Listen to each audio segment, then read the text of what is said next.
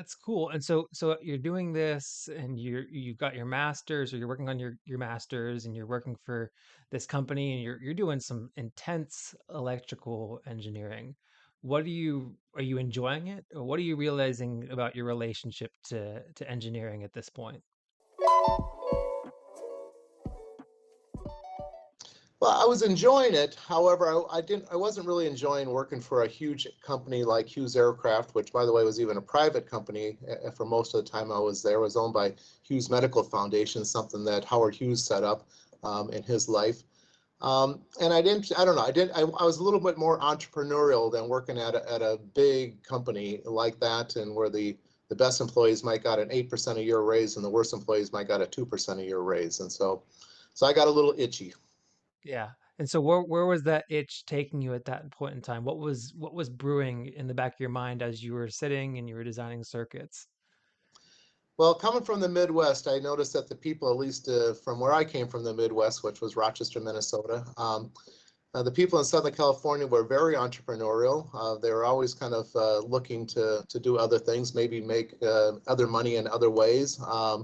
And it was expensive. It was expensive relative to moving, than living in the Midwest. So I was kind of had my eyes open, and there used to be a channel on UHF channel 22, they called it here in Los Angeles, which was a real precursor to CNBC today, and it talked about the stock market all day, and I started watching that, and I kind of got hooked on it, I guess you could say.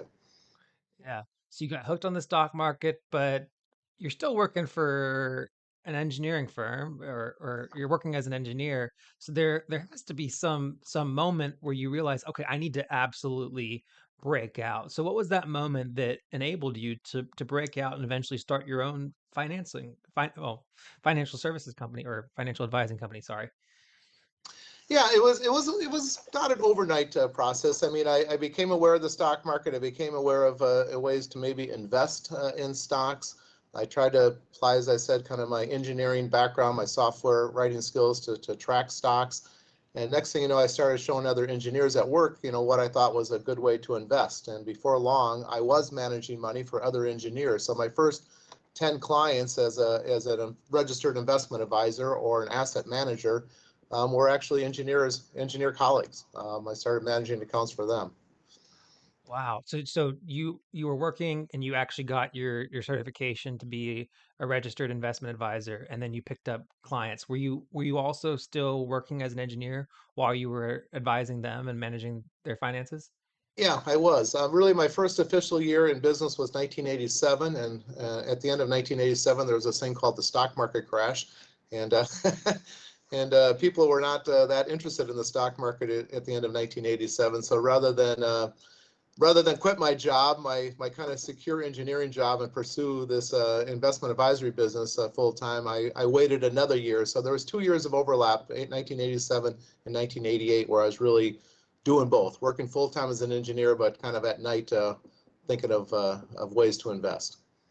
How was that managing that balance between the two houses that kind of ran your life? Was it a pretty manageable balance, or were you pretty taxed in that process? It was pretty manageable. I kind of felt. I mean, really, the stock market thing was just my big hobby. It was just, and I Yeah. really had a passion for that. And then I also realized that that was fulfilling that entrepreneurial bent. Every time you had a new client, you kind of gave yourself a little raise, and ultimately, I could almost hardly wait to leave engineering and actually pursue the financial advising, if you will, or investment advisory business full time. Never losing focus because I ain't chasing payments. Still playing in the basement while I'm working on arrangements. They heard the kid in 50 countries, thank God that's amazing. But I'd rather thank Spotify, they put me on the station.